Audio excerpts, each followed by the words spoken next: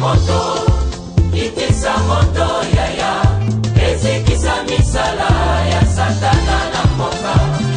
Moto, itisa moto yaya, ezekisa misala ya Satana na mboka.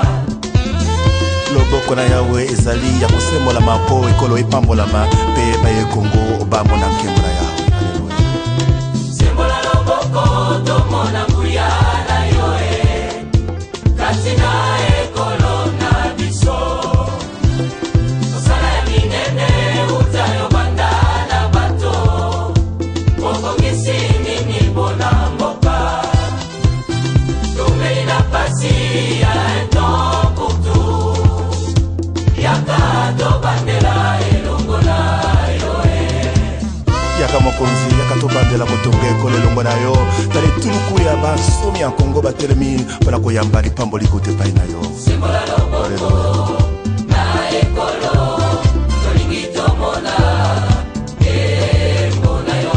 Sembola loboko na ekolo tolingi tomona embo. Sembola loboko tomona nguya, tobebisa misala ya Satana na mboka. Makila ma Yesu mapetola ekolo, mabebisa misala ya Satana na mboka. Sembola loboko tomona nguya, tobebisa misala ya Satana na mboka. Makila ma Yesu mapetola ekolo, mabebisa misala ya Satana na mboka. Moto, itisa moto yaya, ezekisa misala ya Satana na mboka. Moto,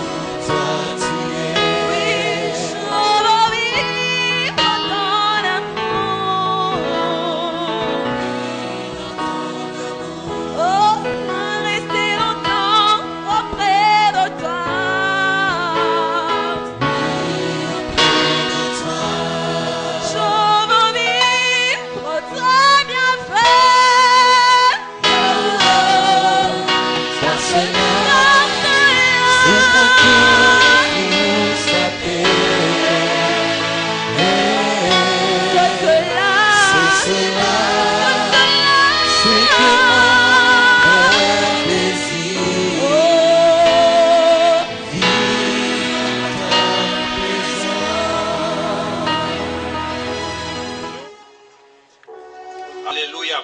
Amen. Gloire à Jésus. Sifa kwa Bwana. Amen. Amen. Si quelqu'un est là, Amen. Mtu mmoja kwa hapa amina. Je bénis le Seigneur pour ce mois Nabariki Bwana kwa wakati tena et la grâce qu'il me fait de pouvoir transporter sa parole. na neema ananifanzia kugawanya neno lake. Je sais que sa parole est esprit et vie. Ninajua kusema neno ya roho iko uzima. Je suis donc certain qu'elle va toucher la vie de quelqu'un ce matin. Hakikisho kusema tagusa maisha mtu moja asubuhi ya leo. Je bénis le Seigneur pour le fait qu'il nous ait tenus jusqu'à ce mois. Nabariki Bwana mpaka kuendelea kutuwezesha mpaka sasa hivi. Je bénis le Seigneur pour l'œuvre qu'il continue à accomplir au sein de la génération Joël. Nabariki kwa kazi kunafanya katikati ya kizazi Yoeli. Les choses ont commencé faiblement, Ilianza kwa udhaifu. mais nous nous rendons compte que Dieu est en train de nous donner toujours de l'ampleur, de la vigueur, de la force. Lakini tunafikia kuona kusema kuendelea kutukanisa kutupatia tena nguvu. Nous continuons donc à aller de l'avant. Tunaendelea tena mbele. Et nous bénissons le Seigneur pour cela. Tunabariki Bwana kwa ile. Dieu m'a demandé de parler sur quelque chose. Mungu aliniomba niwasemee juu ya kitu kimoja. Et moi-même j'ai intitulé cela. Na mimi mwenyewe nilipatia kusema Ce n'est pas l'œuvre d'un jour ou deux. haina kazi ya siku moja wala mbili. Alléluia. Amen. Nous allons lire, vous allez comprendre déjà à travers la lecture de quoi il s'agit. Tutasoma mtaelewa kupitia usomi ile inaelea. Et nous allons essayer d'approfondir le texte tant que nous le pouvons. Na tutapima kuingia mketo kwa shairi hii kwa wakati Est-ce que kama vous voulez aller avec moi dans Esdras, Esi mnaweza kwenda pamoja na kitabu cha Esdras chapitre 9. yake ya 9 Et nous allons les versets 10 à 15.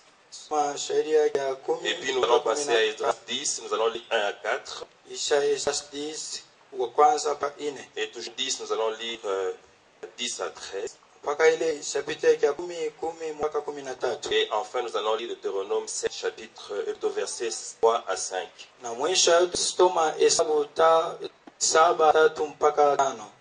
Donc nous y allons avec Esdras chapitre 9, nous lisons des versets 10 à 15.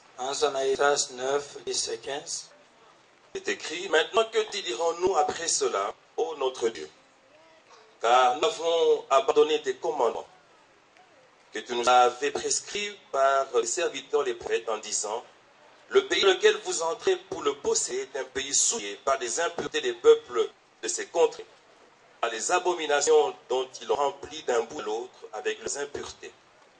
Ne donnez point vos filles à leurs fils, et ne prenez point pour leurs filles pour vos fils, et n'ayez jamais souci de leur prospérité ni de leur bien-être. Et ainsi vous deviendrez forts, vous mangez la meilleure production du pays, et vous le laissez pour toujours un héritage à vos fils.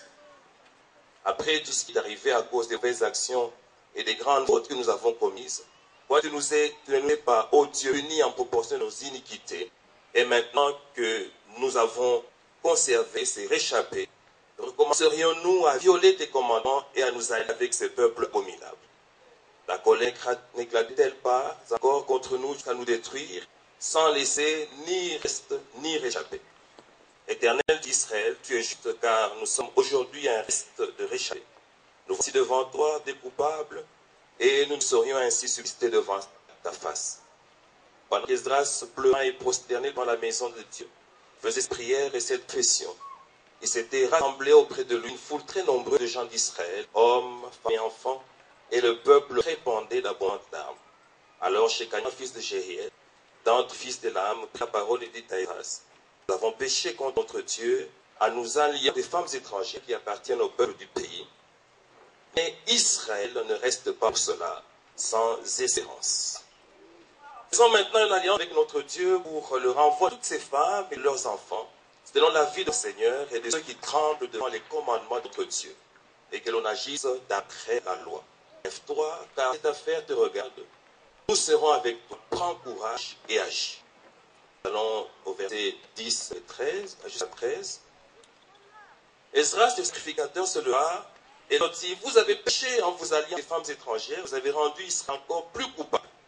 Confessez maintenant vos fautes à l'Éternel, le Dieu de vos pères, et faites sa volonté, séparez-vous des peuples du pays et des femmes étrangères. Toute l'assemblée répondit d'une forte, à nous de faire comme tu l'as dit. Mais le peuple est nombreux et le temps est la pluie. Et il n'est pas possible de rester dehors. D'ailleurs, ce n'est pas l'œuvre d'un jour ou deux, car il y en a beaucoup parmi nous qui ont péché dans cette affaire. Alléluia. Amen. Car il y a beaucoup parmi nous qui ont péché dans cette affaire. Et nous allons enfin dans le livre de Deutéronome, et nous allons lire les versets, chapitre 7, versets 3 à 5. Deutéronome 7, 3 mpaka 5.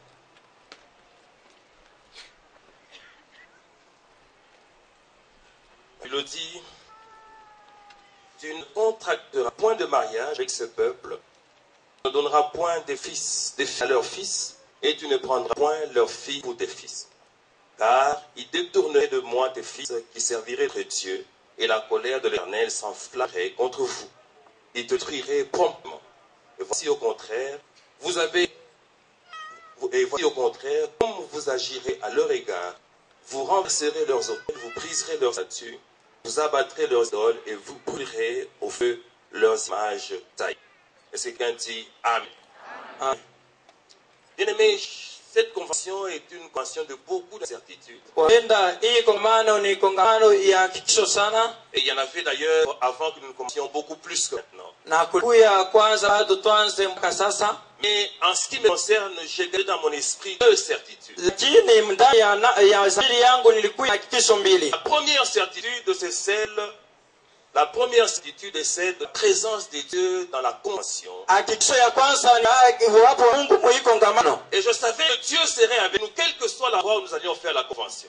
Alijua kusema Mungu akuya mwii kongamano. Dans une salle ou à l'extérieur, Musali wala inje, dans une petite ou dans une grande salle, musali kitoko wala munene, je savais que Dieu serait avec nous. ilijua kusema Mungu akuya pamoja nasi. Alléluia. Amen. La deuxième chose Kitu cha pili, qui était une certitude dans mon esprit, ile kuya hakikisho ndani ya que akili yangu. nous allions avoir la victoire sur le diable. Sema utapata ushindi yule ya uitaulo. Quelle que soit l'ampleur du combat, Ingawa unene ya ukofi, celui qui est de notre côté est beaucoup plus fort ule ko kando kando yetu que nguvu celui sana. qui nous combat. Kupita ule anakuwa Donc je kutoka. savais que nous allions vaincre. Nilichu kusema tutashinda. Et celui qui doute lui dit aujourd'hui nous vaincrons. Na ule akuya na shaka na mwachia kusema Parce que nous ne sommes tutaweza. pas venus à notre nom. Sio tukuya kwa Nous jina ne sommes pas letu. venus faire le travail d'un homme. Lakini kufanya kazi ya Mais Mungu. nous sommes venus pour faire le travail éternel. Lakini kuya kufanya kazi ya milele. Et quand quelqu'un fait le travail de Dieu, Na kama mtu anafanya kazi Mungu, Dieu le soutient. Mungu yuko na muwezesha. Alléluia. Amen.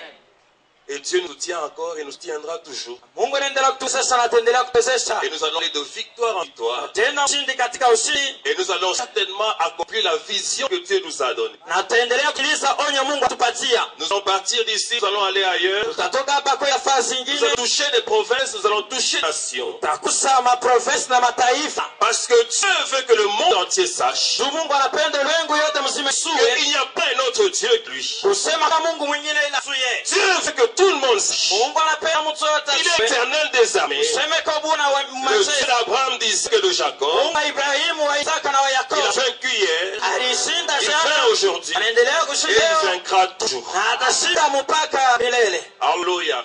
Amen. Pendant que je méditais sur ce que j'ai lu, Wakati nilianza kuchunguza ile nilisoma. le Seigneur m'a amené à poser des questions. Bwana alinipeleka kujiswali. Il m'a demandé d'abord, pose-toi la question. Aniloa mbele Et kujipiga je la swali. pose aujourd'hui à vous aussi. Na mimi pigia na nini swali leo? Pourquoi est-ce que vous organisez des conventions? Swali nini kunafanya mkongamano? Alléluia. Amen. Quand quelqu'un commence à se poser la question de savoir pourquoi, Kama mtu anaanza kujipiga swali kusema njia nini? cela signifie qu'il a grandi. Yaonesha kusema Quand on est kumia. encore jeune, on se pose souvent des questions de quand, Wakati ulipita tunaanza kujipiga kusema che quand. wala Mais saga. quand tu commences à te demander pourquoi, Wakati tunaanza kujipiga swali sache sasa tu commences à grandir. tu kusema unasoma. Pourquoi est-ce que nous organisons une convention? Swali tunakuja tunatunga kongamano. Il y en a qui pensent que nous sommes ici Kwa wengine wanasema kusema tuko hapa. pour un concours d'élégance. Shughuli ya kuhangaisha, sio ya kujifumisha.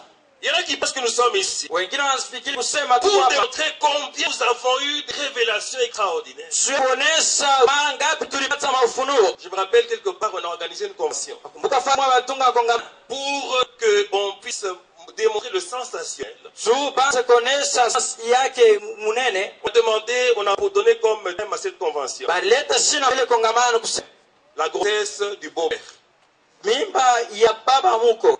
Alléluia. Ah, Et c'est un prophète qui m'a dit, on m'a invité à une convention, on me dit que le thème c'est la grossesse du beau-père. ni nabii aliniambia kusanita kongamano chini ilikuwa ni mimba baba muko. L'histoire de Judas et de Tamar. Ile ni hadithi ya Juda na Tamar. Pourquoi ne pas dire Judas et Tamar ou quelque chose de simple? John tuseme yuko Juda na Tamar kitu cha wepesi. Mais on donne un titre comme ça. Lakini wanaleta shina Pour hii. ça fasse sensationnel. Sio ya kufanya sasa Pour swali. comprendre qu'on a eu des grandes révélations. Suba wasa kusema apata unoa minene. Moi d'ici on m'invite à une convention comme ça, je n'irai pas. Lakini mimi nasema nitawahi kongamano mimi sitaenda. Si Dieu m'y envoie pour reprendre les gens. Akatumu kama mtu alimwanituma. Alléluia. Amen. Et quelqu'un peut dire Amen.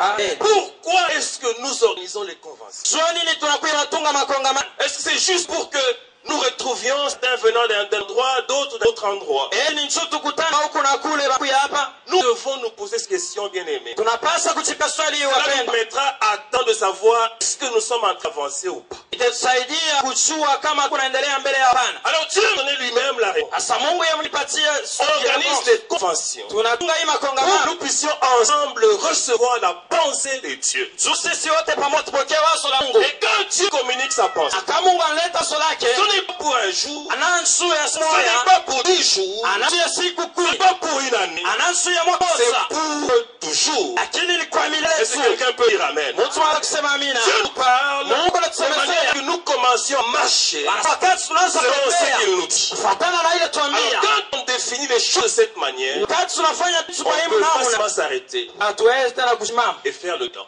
kwa kufanya Est-ce que bilan. nous faisons tout ce que Dieu nous a toujours dit de faire? Tuko nafanya yote Mungu alituambia kufanya. En fait, qu'est-ce que Dieu nous a dit juste présent? Nini Mungu alituambia mpaka sasa? Est-ce que nous le faisons? Tuifanya. Alléluia. Ah. Alors Dieu m'a amené à un message crucial qui est en fait le cœur de tout ce que nous faisons. Et ce message dit ceci. La moisson est grande, mais il y a peu d'ouvriers. Alléluia. Amen. La moisson est grande. La moisson est immense. Il y a peu d'ouvriers, peu de gens qui travaillent. Dans le nom du Seigneur, les gens ont oublié l'essentiel. L'œuvre de Dieu. Dieu veut que nous puissions moissonner pour son royaume. Pour s'il fait. C'est pour que nous puissions moissonner pour son royaume.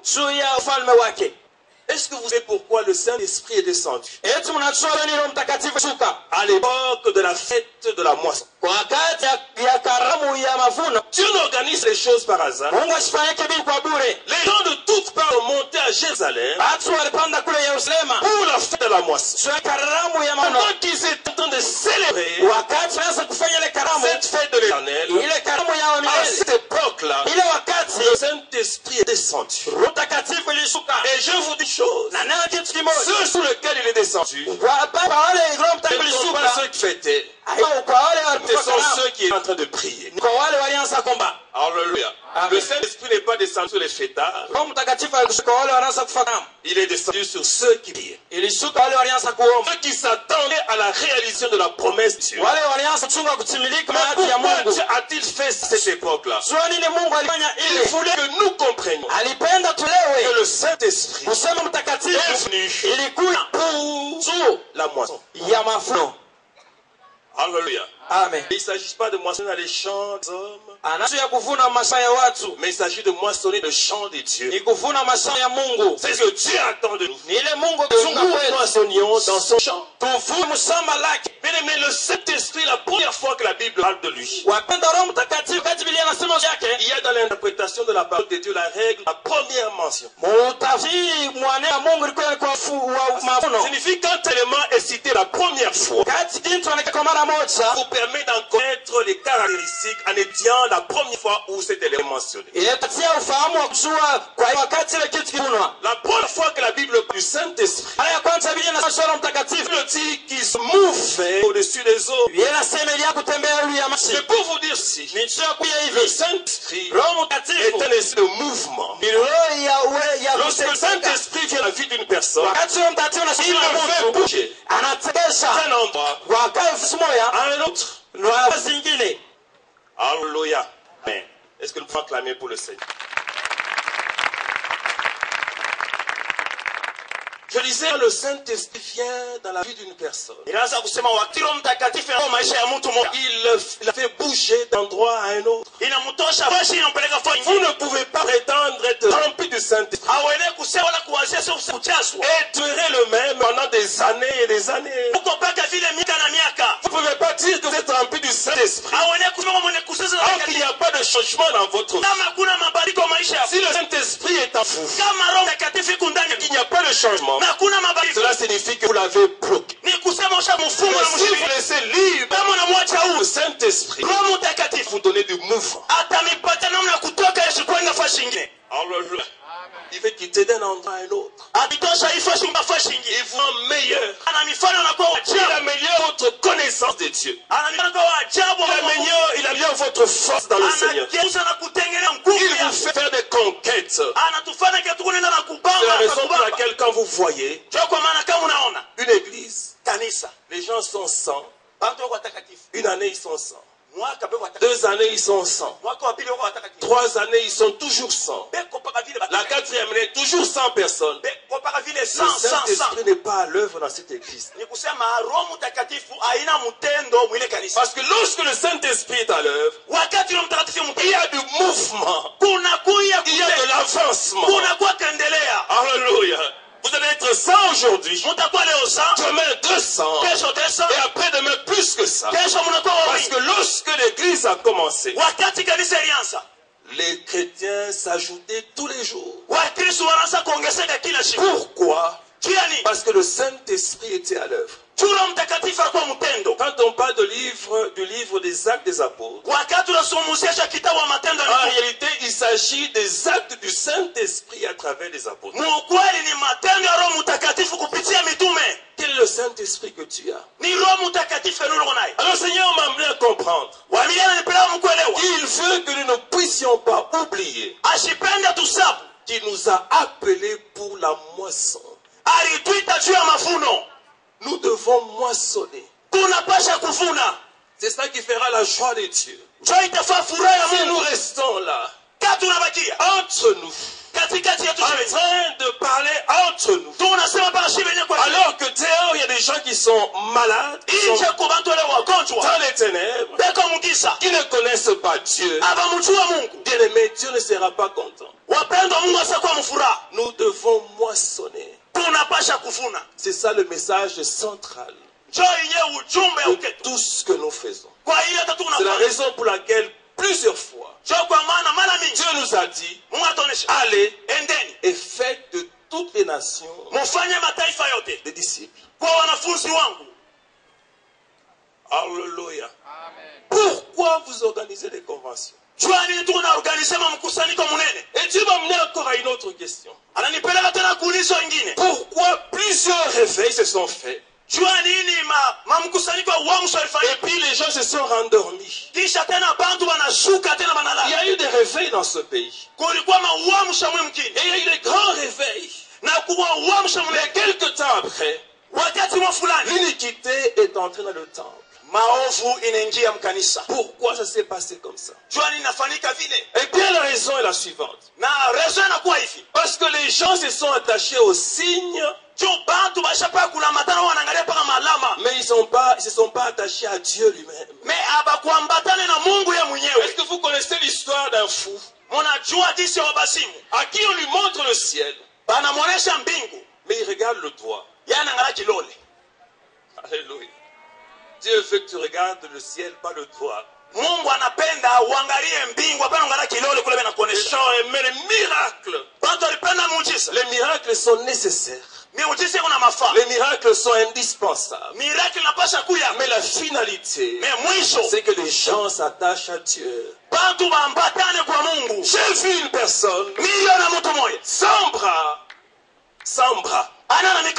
sans jambes, en train de proclamer Christ et en train de parler de l'amour de Dieu, non pas en train de se plaindre sur sa condition. Et il prêche Christ, et à la fin il appelle les gens à donner leur vie au Seigneur. Et on voit des gens avec bras et avec jambes en train de marcher pour recevoir le salut de Jésus.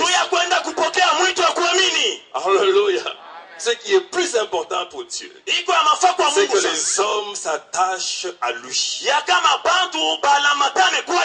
Et pour que les hommes s'attachent à Dieu, lorsqu'ils ont vu des miracles, lorsqu'ils ont reçu des prophéties, ce qui est important après cette étape-là, il faut qu'on leur enseigne la parole.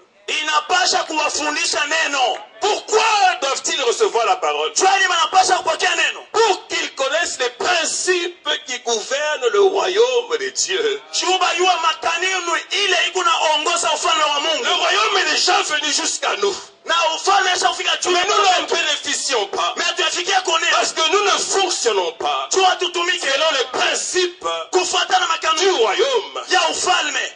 On ne peut pas bénéficier du royaume de Dieu si on marche selon les principes élémentaires de ce monde. Le royaume de Dieu a ses règles. Le royaume de Dieu a ses principes. Et pour que les gens aient la victoire dans leur marche chrétienne, ils ont besoin de connaître les principes de Dieu. Principes de Dieu dans tous les domaines. Comment faire pour prospérer dans le ministère? Comment faire pour avoir un bon mariage? Comment faire pour avoir de l'argent? Lorsque je viendrai la prochaine fois pour parler, wakati mitakuwa tena mara nyingine juu ya kuhubiri, je parlerai de l'argent parce que c'est ce que Dieu m'a demandé de vous dire. na mitasema juu ya makuta juu ile Mungu aliniambia Parce que kusema. Dieu veut rendre son peuple prospère. Juu Mungu anapenda taifa yake ipate kuendelea. Mais il faut que vous maîtrisiez les principes de la prospérité financière. Inapasha mbele kumaîtriser kushika makanuni. Et je voudrais déjà dire, je le redirai, na mitasema na mimi ce nimeonyesha. n'est pas par la prière que vous devenez riche. Aina kupitia maombi yote kwa mtaji. Est-ce que quelqu'un peut dire amen? Mtu mwana usema amen. Il faut que les gens maîtrisent les principes. Inapasha bantu bakuwa na makanuni. Qu'ils aient les principes dans leur tête. Bakuwa na makanuni Ils mkichwa. fonctionnent selon ces principes Batembea kufuatana na pour makanuni. qu'ils réussissent dans la maison de Dieu. Tubapate kuweza mu nyumba ya On Bwana. ne réussit pas en pleurant. Hatuwezake mkulia. On ne réussit pas en se lamentant. Hatuwezake On mkulia. ne réussit pas en faisant comme les autres. Hatuwezake kufasa Mais wengine. on réussit en appliquant les principes de Dieu. Tunawezaka mkutumia makanuni ya Mungu. C'est ce qui a amené Esdras à pleurer. Jua ile ilipeleka Ezra sanse kulia. Pourquoi Esdras pleurait-il? Jua nini Ezra sanasa kulia? Il pleurait parce qu'il connaissait son Dieu dans ses principes. Jua alijua Mungu wake mu makanuni yake. Il s'est souvenu Akakumbuka que Israël était un peuple prospère. wasa Israeli ilikuwa taifa ya kuendelea. Israël était un peuple puissant. Israeli ilikuwa taifa ya nguvu. Tous les peuples aux alentours le connaissaient comme un peuple puissant. Mataifa yote ilikuwa shakujua sema ni taifa ya nguvu. Tout le monde savait que c'était un peuple qui avait un Dieu extraordinaire. Na watu wote washaka kusema Israeli wana Mungu wa ajabu. Mais parce que Israël a commencé à pécher, Jua Israeli inaanza kufanya dhambi. parce que Israël est allé auprès de notre Dieu, Jua Israeli ilienda kwa miungu ingine. Dieu a permis que Israël aille en déportation. Na Mungu akaruhusu ya kama Israeli iende mubutumwa ya Ceci. na mitamionyesha ile kama kusema ufupi. Pourquoi Israël est-il allé en déportation? Na jua nini Israeli ilienda mubutumwa? La raison est la suivante. Na masababu inakuwa Parce kama que Israël jua Israeli a commencé à adorer notre Dieu que l'Éternel des armées.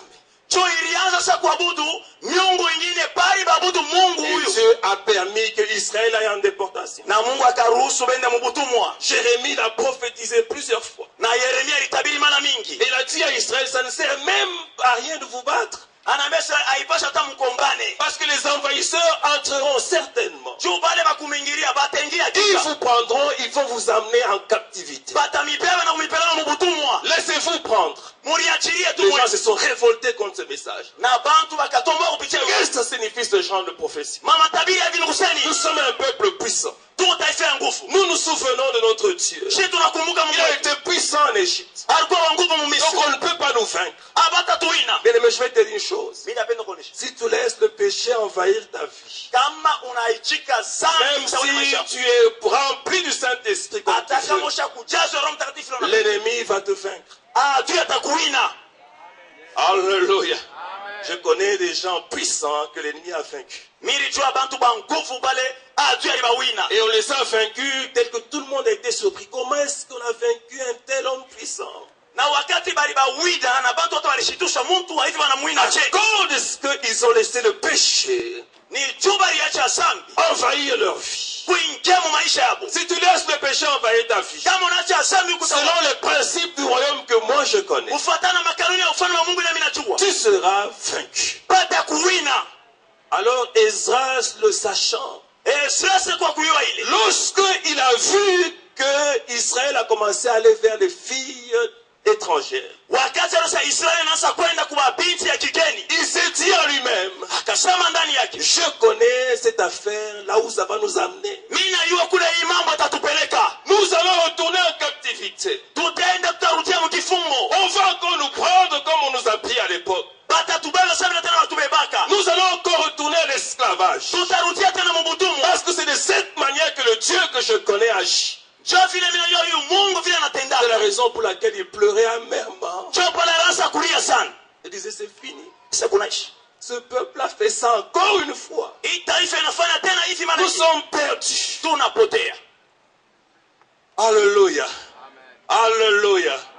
C'est pour cela qu'il faut que tu connaisses les principes de Dieu. Jo pale inapasha kujua makanuni ya Mungu. Cela va beaucoup t'aider. Na itakusaidia sana. Et cela te donnera une dimension de sagesse Na itakupatia hatua moja qui hekima. va certainement t'amener à la prospérité à tous égards. Na utaanza kuendelea manamu na yote. Nous avons besoin Tunahitaji de commencer à fonctionner kutumika de manière automatique, munamna ile biko selon les principes du royaume. kufuatana makanuni ya ufalme wa Mungu. Lorsque quelqu'un te fait du mal, Wakati mtu anakosea, qu'est-ce que je dois faire? Qu'est-ce que tu dois faire selon les principes du royaume? nini mimi napasha kufanya kufuatana makanuni ya ufalme wa Mungu? Lorsque tu es offensé, Wakati ile banakukosea, comment dois-tu réagir selon les principes du royaume? utajibu je kufuatana makanuni ya ufalme wa Mungu? Lorsque tu as péché, Wakati unafaa sana, comment dois-tu réagir selon les principes du royaume? namna gani utajibu kufuatana makanuni ya ufalme wa Mungu? Lorsque tu es en colère, Wakati ushakushiriki, comment dois-tu agir selon les principes du royaume? namna gani utajibu kufuatana makanuni ya ufalme wa Mungu?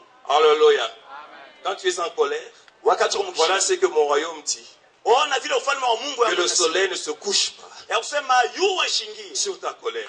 munakishirani kia. Alors si tu es fâché aujourd'hui, demain tu as toujours la même colère, Kama leo shakushirika, kesho tunachoshirika c'est que tu n'appliques pas les principes du royaume. ni kusema utumikie makanuni ya ufalme wa Mungu. Alléluia. Je connais des gens qui sont fâchés depuis 5 ans. Misha kwa watu washakushirikia kwa miaka 5 hapo na kishilani. Il est membre d'une famille. Les problèmes là qu'on m'avait offert. Si je pense à ça, Tu n'appliques pas les principes du royaume. autumikie makanuni ya ufalme wa Mungu. Alléluia. Il y a une femme pour laquelle j'ai prié. Huku mama mwa miliombea Elle était malade. alikuwa mgonjwa. Les démons l'occupaient. Alikuwa mgonjwa. Elle avait beaucoup de problèmes. alikuwa na mamambo. Mais Ashakonda. le Seigneur m'a révélé une chose. Bwana Mungu ananifunzia Son problème était simple. mambo yake yalikuwa tu ya wepesi. Elle ne savait pas pardonner. Parce que ashikuyuwe kurumia, shwanza kurumia kama banamfanyisha kibali. Vous savez, parfois on pardonne facilement les fautes commises par les frères et les sœurs Unapo wakati mwa tunarumia kama nkose le banduku na dada walifanya. biologiques. Bale ba Mais les fautes commises par les frères et les sœurs en Christ, mais banduku bana tukusariki na bale tunataka napo. difficile à pardonner. Bingala ka nguvu kurumia. Et les fautes commises par les belles sœurs et les beaux frères, Na mankosa ile kufanya basemeki na babofu. difficile. Inalaka nguvu kwa kuhurumia. Les fautes commises par la belle-mère, Na nkosa ile kufanya ya mamuko.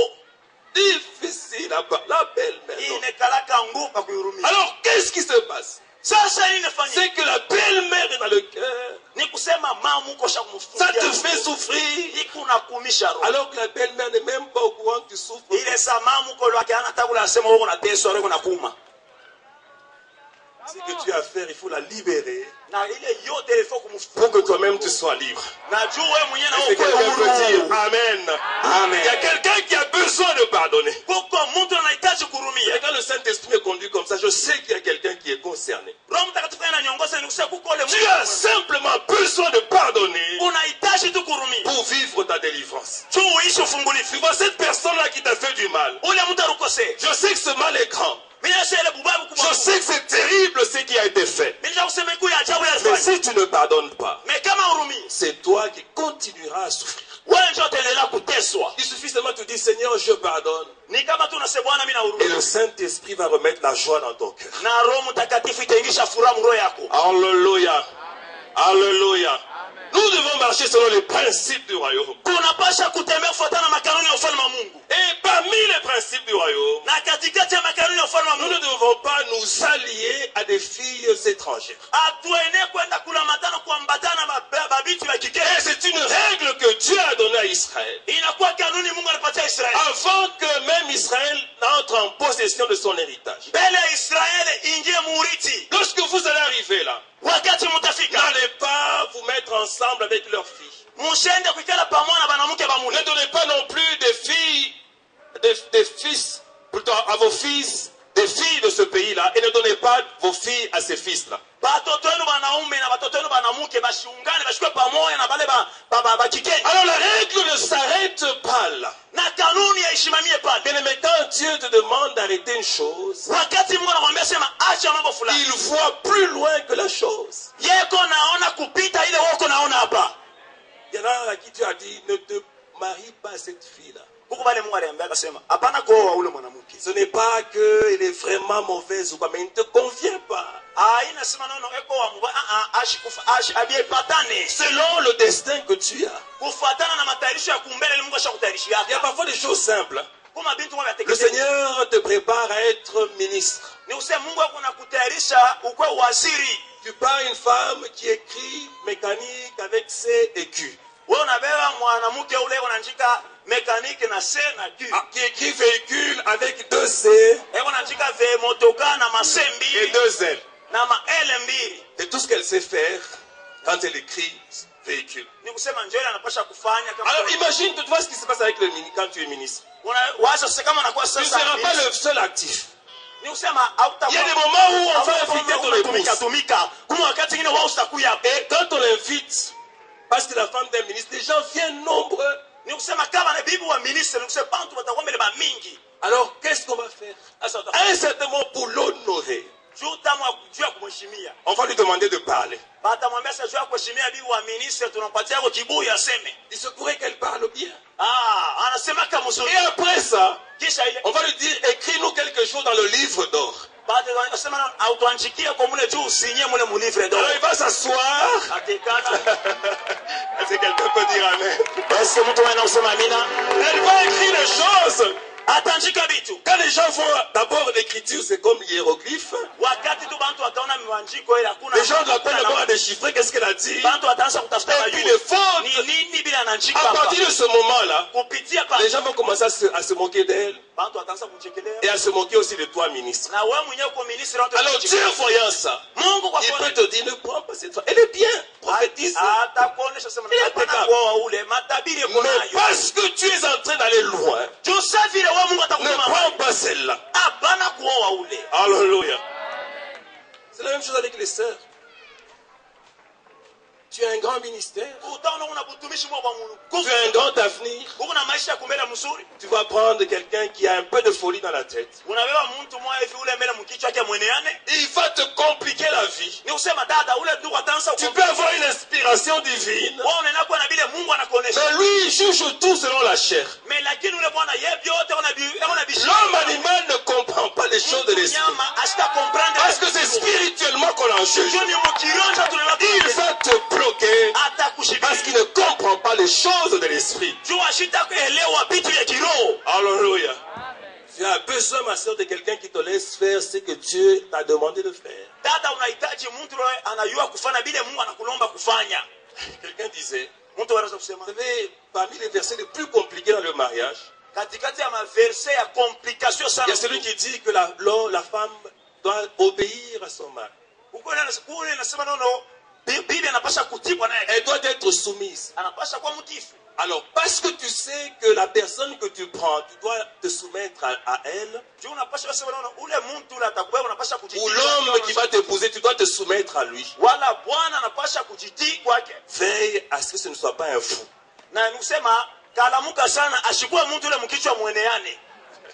Alléluia. À cause de ce verset, quand tu commences à raisonner, dis, bon, est-ce que je peux me soumettre à cet homme ici?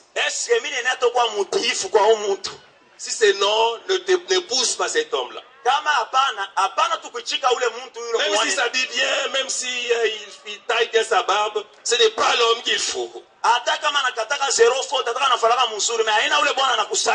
en train de nous faire comprendre que quand Dieu t'interdit une chose, il voit plus loin.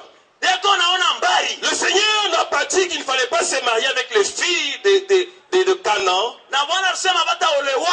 Simplement parce qu'il ne voulait pas de ces filles-là. Le problème de Dieu, c'était que si vous vous mariez avec ces filles-là, elles vont vous conduire vers leur Dieu. Vous allez adorer des faux dieux. Et je vous dis dans ce domaine, lorsque tu vas vers des faux dieux, spirituellement ça s'appelle l'adultère. Et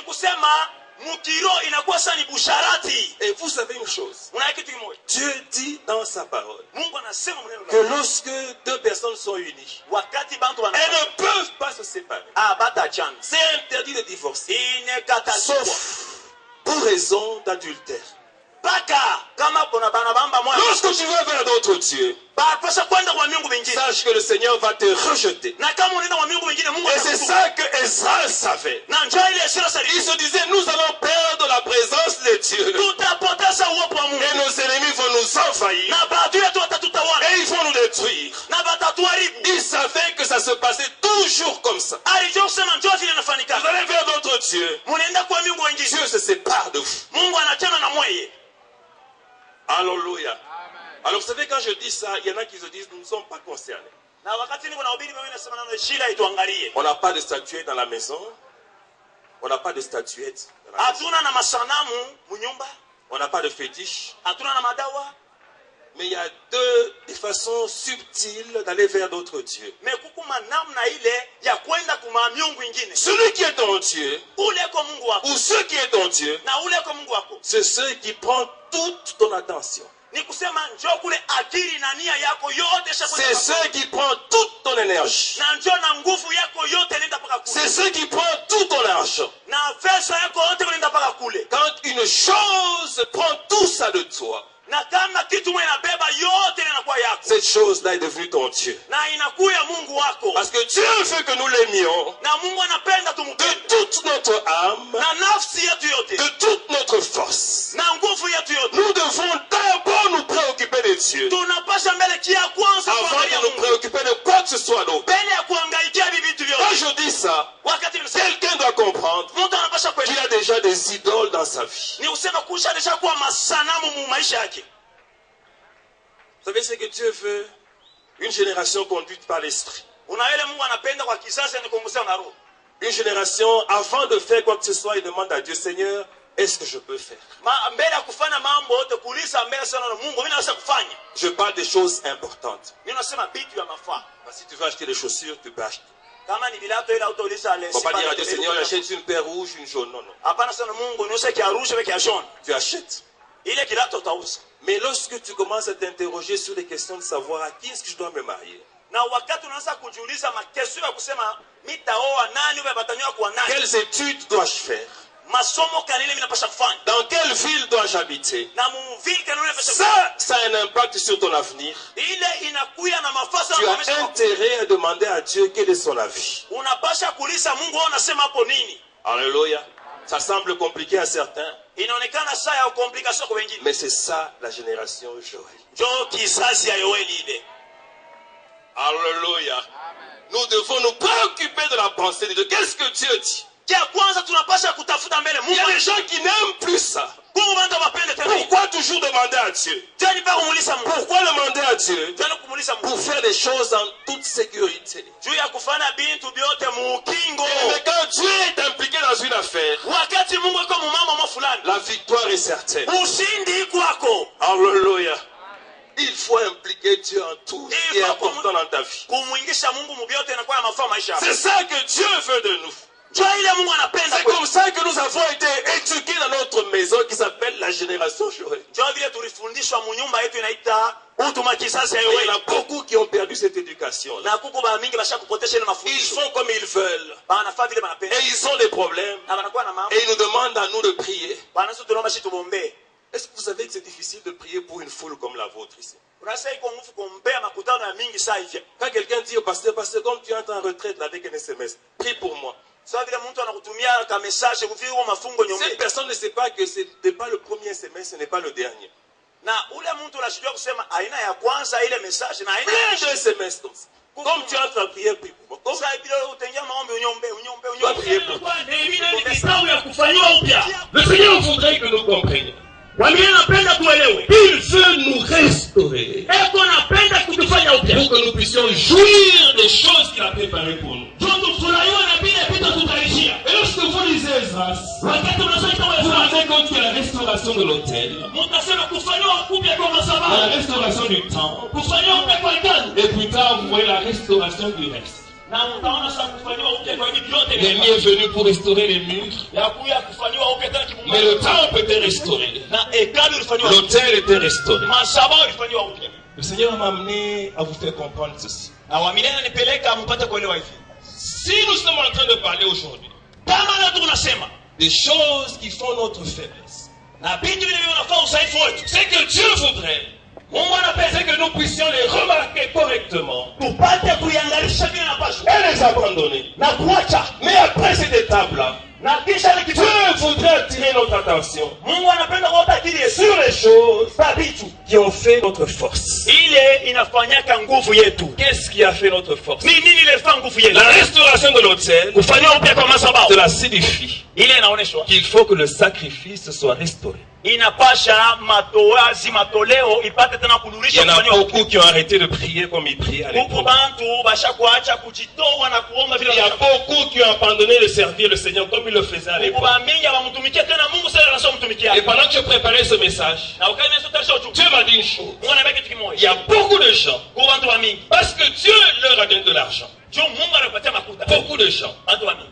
ils ont abandonné le sacrifice. na banaacha kujitoa vile banasa kuombaka kumtafuta Ils Mungu se tapent la poitrine à cause de leur argent. banilipika sa mukilali juu vile bashakuwa na makuta Alors je vais te dire une chose bien aimée. ninapenda wameke kitu Le diable ne craint pas l'argent de quelqu'un. shetani ashongopake Et makuta d'ailleurs dans son royaume, na mfano il y a des gens qui ont plus d'argent que toi. huku bantu na makuta kupita S'il faut faire un concours d'argent, kama inasali le kupiga diable a des gens qui vont te battre. na shetani kuna bantu wale kuna makuta Mais watakupiga ce qui fait craindre le diable, mais ile nafanya shetani c'est uko la force de Dieu. ni nguvu ya Mungu Et pour que tu aies la force de Dieu, na chukua na Mungu il faut que tu retournes à la vie de prière que tu avais avant. ululisha maisha ya maombi na kuta nayo Regarde, tu ne pries plus aombe tena pour un peu d'argent que tu as eu. tutu ya tumakuta tu tuloko Le tulipata Seigneur dit, tu dis que tu es riche. wanasema kwa simu kumtajiri Et tu dis, j'ai tout eu, je n'ai besoin de rien. na wanasema bisha kupata yote Mais ce que tu ne sais pas, ila uyue c'est que tu es malheureux, huku waone misérable, huku wa mateso pauvre, mashikini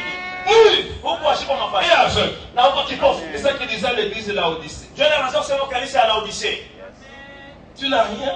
hauna na kitu Tu as 5 000 $, par mois, tu n'as rien. tena ulipa $5,000 par mois na kitu Il y a beaucoup de choses que tu ne sais pas faire avec cet argent-là. kwa vitu vya mingi bila uyata kufanya Mais hivyo Dieu veut, Mungu anapenda pour la grande moisson qu'il voit, juu ya mavuno ya munene liko na qui est parmi nous, leo katikati des gens qui papent des millions. bantu wale wana bantu Dieu a besoin de millionnaires Mungu anahitaji ba qui millionnaire restent chrétiens. mais bado kuna makuta mingi mema na ba Kristo Alléluia. Dieu ne nous veut pas dans cette dimension, nous sommes restés. Mungu yashitutakia mwenye Dieu atoa nous dit, nous avons tout eu. na tusa tuna yote Tu as changé ta manière de marcher. unabadilisha namna Je parle de ta démarche. nasema ndio mwenendo wako Tu as changé ta manière de parler. unabadilisha namna ya kusema Et tu as même changé ta manière de prier. na namna ya kuomba ishabadilika Tu pries si peu maintenant. unasema kuna ni kidogo Tu dis seulement Dieu va s'occuper du reste. unasema hadi vyote vilisha niweka Mais mdomo tu es Yesu malheureux.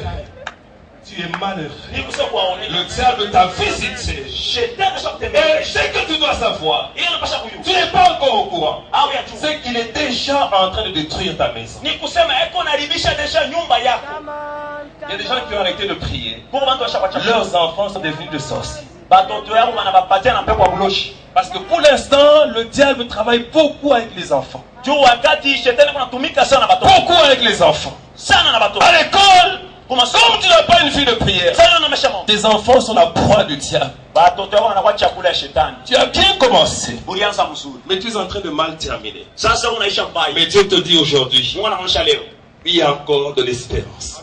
omba tena tunakuku tena Parce que matumaini c'est ça que Shekania a dit na njoo ile Shekania alisema dans Esdras chapitre 10, Esdras verset 2.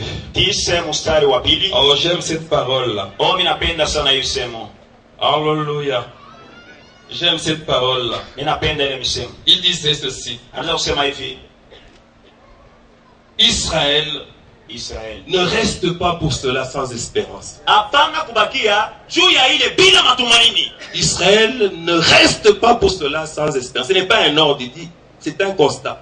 Israël ne reste pas pour cela sans espérance. asema Israeli hapana kubakia juu ya ile bila matumaini Rebâtis jengulula l'autel, qui est le masaba sacrifice dans ta vie. kukuya Rebâtis le temple. jengulula Dans le temple, il y avait le pain, il y avait la lumière. mulikuwa mwangaza mkanisa Cela signifie que la parole revienne dans ta vie. ni kusema neno la Mungu Que le Saint-Esprit revienne dans ta vie. Roho Mtakatifu arudie maisha Et rebâtis également un autel pour l'adoration à Dieu. na jengulula tena masaba utia Et tu vas voir que la gloire de Dieu va rentrer dans ta vie. na utukufu wa Mungu itarudia maisha yako Si c'est dans ta maison, la gloire de Dieu va rentrer dans ta maison. kama ni munyumba yako utukufu wa Dans Mungu ton église, si tu rétablis ces choses-là, na kama unarudisha la hivi, gloire de Dieu va rentrer. na utukufu wa Mungu itarudia Et j'aime quand la gloire de Dieu rentre. na watu wanapenda kama utukufu wa Elle Mungu commence dans le sanctuaire. inaanza mbele Comme fasi c'est qui est écrit dans Ézéchiel 47. sasa vile imeandikwa Ezekiel Mais à partir du sanctuaire, kwanza kule kufa Elle se répand partout.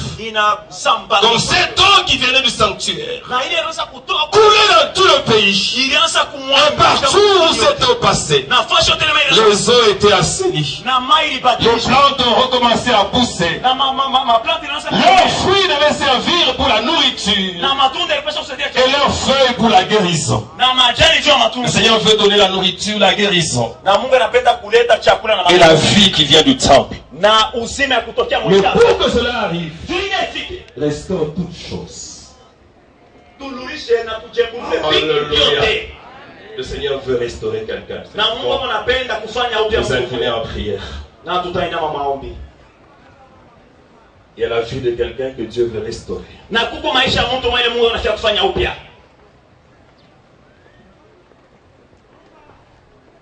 Alléluia. Thank you, Jesus. Nous allons simplement adorer le Seigneur. Et pendant que nous serons en train d'adorer, je ne vais pas faire un appel, mais prends la décision qu'il faut dans ton cœur. Et agis selon ce que tu auras décidé. Et Dieu te bénira. Alléluia. Yes.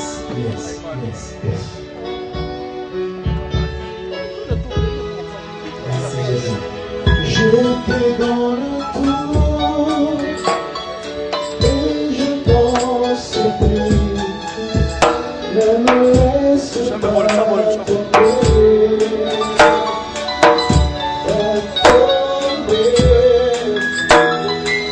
Je te donne tout et je danse plus. Je voudrais que tu puisses parler à Dieu pendant que nous sommes en train de chanter.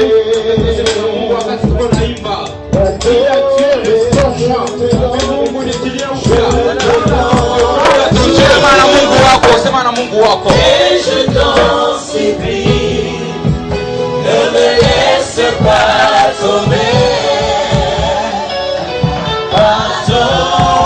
Je te donne tout, et je t'en supplie, ne me laisse pas tomber.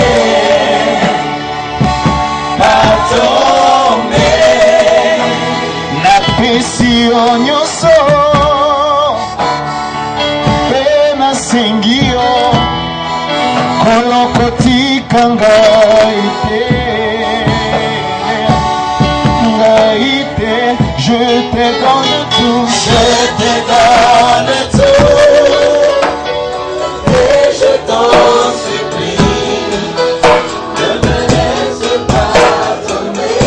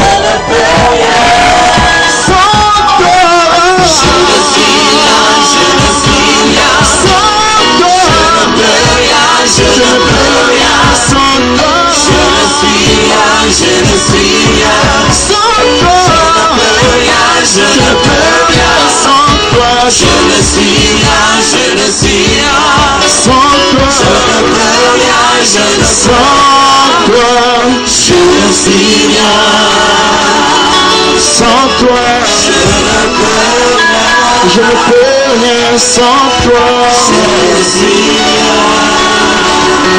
Sans toi.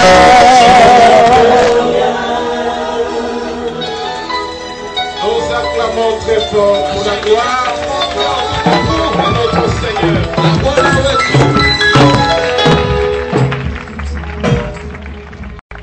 Merci beaucoup, Pasteur Raymond. Les orateurs comme ça, il faut les écouter encore. On les écoute toujours. Amen. Voilà. sommes arrivés à la fin pour cet avant-midi. Nous allons prendre une pause.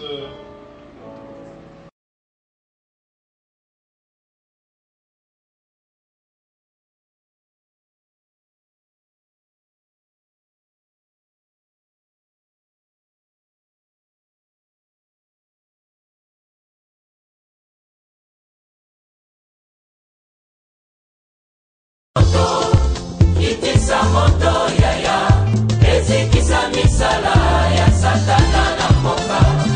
Moto, itisa moto yaya, ezikisa misala ya satana na mboka. loboko na yawe ezali ya kosembola mapo ekolo epambolama mpe baye kongo bamona nkembo na yawe. Alleluya. Sembola loboko tomona nguya na yoe, kasi na ekolo na biso. Osala ya minene utayo banda na bato, mokongisi nini mpona mboka. Tomei na pasi ya eton pour tout, yaka tobandela elongo na yoe. yaka mokonzi yaka tobandela kotonga ekolo elongo na yo tala etuluku ya bansomi ya kongo batelemi mpona koyamba lipambo likote epai na yo. Sembola loboko